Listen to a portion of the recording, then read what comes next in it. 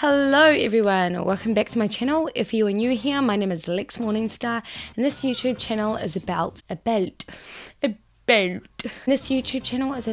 the human condition and the 16 personality types. Just a brief note before we resume with this video. Please excuse the short absence that I have had from uploading to this series. My partner James and I have at the moment been very busy with our new music duo. We've decided to create a music duo for performance reasons and for my videography, and have at the moment been working on our show reel. So just for a little small example, this is what we're all about. I would die for you, climb the highest mountain, baby, there's nothing I wouldn't do. Now I found you, there's no more emptiness inside. But I'm not going to reveal any more than this until a later time, and I'll probably upload the show reel to my YouTube channel so you guys can check it out. For the next episode of this XXXX versus INFP series, we are doing the ESTP versus the INFP. It wouldn't be a comparison video without doing sensor types, right? So I guess when it comes to the ESTP, they can be very likable kinds of people. They have an allure to them, and I am pretty sure that my first crush was an ESTP, although because it was such a long time ago, I can't really remember, as I had no kind of awareness of the MBTI, but just from my memory, probably. I mean, who didn't? Whose first crush wasn't an ESTP? I do know a few ESTPs that have come in and out of my life, although I haven't really become the greatest of friends with this type, and that is probably due to the fact that both the INFP and the ESTP can come from very, very different worlds. We operate very, very differently, and I guess that's what this video is about, so let's get started. Now, as I had done with the previous comparison videos, I'll be touching on the cognitive functions of both the ESTP and the INFP to give you a rundown of, well, why we are very different. So the ESTP's cognitive functions is as follows. Their leading function is extroverted sensing for experiencing and acting in the immediate context. Their supporting function is introverted thinking for analyzing, categorizing, and evaluating according to principles. Their relief function is extroverted feeling for connecting and considering others in the group. And the aspirational function is introverted intuiting for foreseeing implications, transformations, and likely effects. Now, I should really be starting to remember this off by heart, but I'm not, so we'll just read off of this. So the INFP's leading function is introverted feeling for valuing and considering importance, beliefs, and worth. Their supporting function is extroverted intuiting for interpreting situations and relationships and pick up meanings and interconnections to other contexts. Their relief function is introverted sensing for reviewing and recalling past experiences and seeking detailed data. And their aspirational function is extroverted thinking for segmenting, organizing for efficiency, and systematizing. That's good. Just making sure. So why are ESTPs so likable and popular? That's the main question.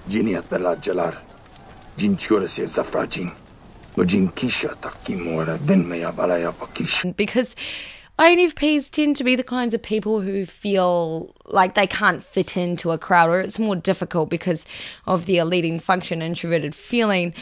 They, of course, stay so true to themselves that they won't change who they are to fit in, and they feel that they're more offbeat kinds of people. So, of course, the INFP is less likely to be popular, or they're less likely to want to be in a popular group, whereas the ESTP is the kind of person to lead a popular group. It's a very interesting dynamic. They're very, very two different kinds of people. But while the ESTP is the kind of person to be likable and to be popular and to kind of be the life of the party and bring everyone together in action and all that jazz, the INFP may not always see eye to eye with this due to their sensitive, introspective natures, due to introverted feeling. So, who is the ESTP? Enthusiastic and excitable, the ESTP is a risk-taking go-getter who prefers to live a life of real-time action, experiencing through the six senses. ESTPs are blunt, straight-shooting doers who focus on immersing themselves in the physical world, executing themselves in a rational way, and plunging themselves forward with enthusiasm to gain results. But now Mr. Satan's taking control. Quick on their toes, the ESTP engages in whatever activity they're pursuing or how they communicate with others with immense energy, often appearing one step ahead of everyone else. They may quickly become popular in amongst their crowd or peers due to their sprightly, confident demeanours. However, this may not always mean that the INFP will concede certain performances or behaviours that the ESTP gives out, especially if the motives behind the ESTP derive from insincere or inauthentic means, or if it goes against the INFP's values. I ask only for the strength to defend my people. If you would but lend me the ring. No, Why do you recoil? I am no thief. you are not yourself. The INFP, although an advocate for individuals to walk to their own beat, can still recognise when other people are not being genuine in their actions. And no matter how likeable or popular the ESTP may be, the INFP has an acute bullshit radar and won't buy into popular perspectives from others. This doesn't mean that the ESTP is likely to be inauthentic or more so than other types, but rather are less likely to entice the INFP in ways they would entice other types due to the INFP's primary mode of living through introverted feeling. In other words, the INFP will be more interested in how the ESTP will stay true to themselves or utilize their skills to manifest and exhibit their passions versus what that ESTP will gain from others, possibly feeding into conceitedness if the ESTP is unhealthy. On the contrary, the ESTP is not so likely to concern themselves with the passive, theoretical, and reflective INFP, who would probably do as much as they can to avoid face-to-face conflict with an ESTP. Rather, the ESTP prefers to deal with practical, concrete, and real-world matters and won't bother addressing speculation of the INFP unless the ESTP will value it themselves. If the ESTP takes an issue with the INFP, they'll have no problem stating means to fix an issue, even if the ESTP does come across as brash or impersonal in the way that they address these issues. So because these two types are very different from each other, they of course can be quite prone to clashing, and that is due to the fact that these two types are just so different from each other. And so a few differences to consider is that the ESTP is pragmatic and facts oriented, whereas the INFP is sensitive and emotionally driven.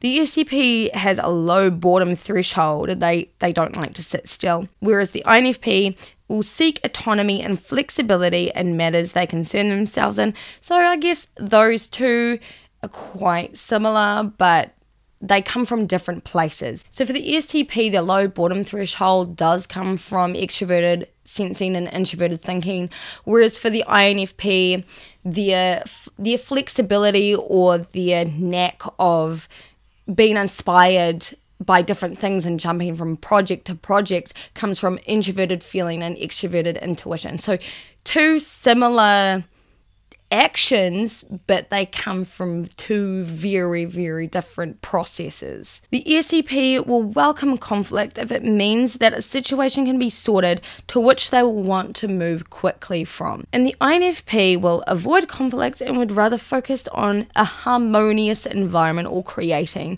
a harmonious environment.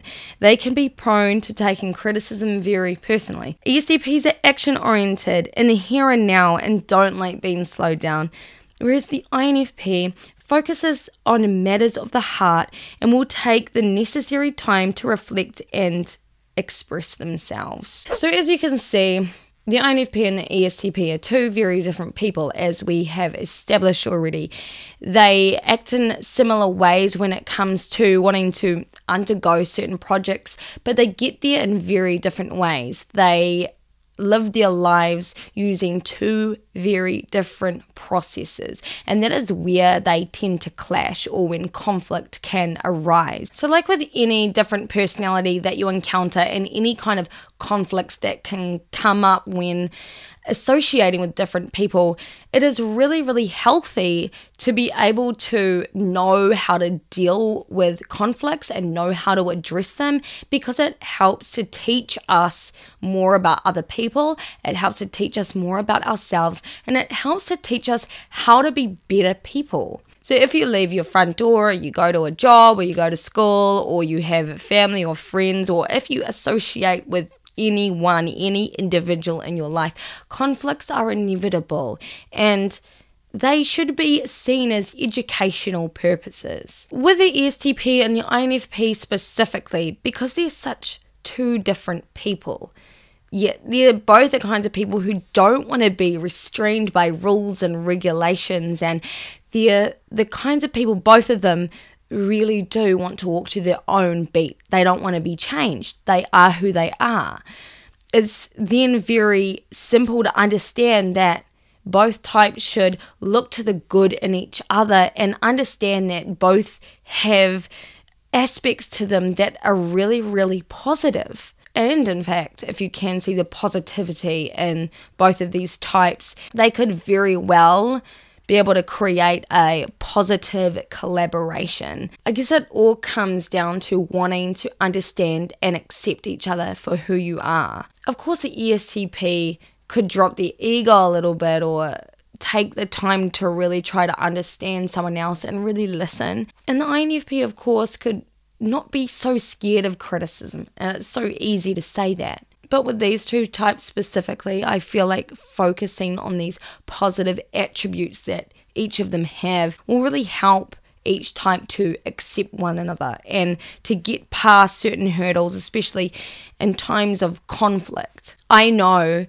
as an INFP, what I want from my peers, what I want from people is to feel like I'm accepted for who I am. I want it to be okay that I am sensitive and that I do struggle with conflict. I want that to be okay, because I know that from being sensitive, it really does go to show that creative side of myself, which is who I am. And I know that for the ESTP, it's the same thing. An ESTP that I know is the kind of guy who only has a job for 5 minutes and then he's off traveling and doing all these amazing activities in his life, and he's not the kind of person to want to be bothered by people who may not agree with his lifestyle. He's just doing him. So this video wasn't entirely drawn off people that I know, although as a collective, remembering what high school was like and understanding that many of those popular people from school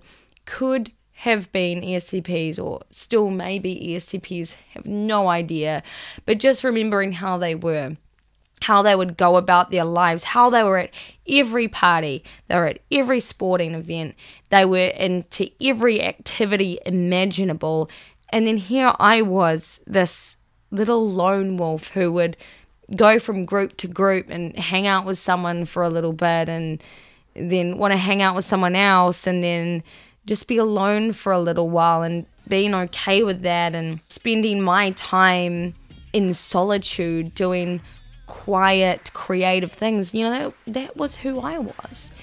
And I never really associated much with the popular group at school, although I was invited to hang out with them one day, and after my experience of hanging out with them for an hour, it wasn't really for me. So anyway, that about wraps up this video for today. But for the next video, I again will be interviewing someone, so stay tuned for that one. And for now, I hope you have a really good day, night, evening, morning, wherever you are in the world, and I'll see you guys all again next time. Bye bye.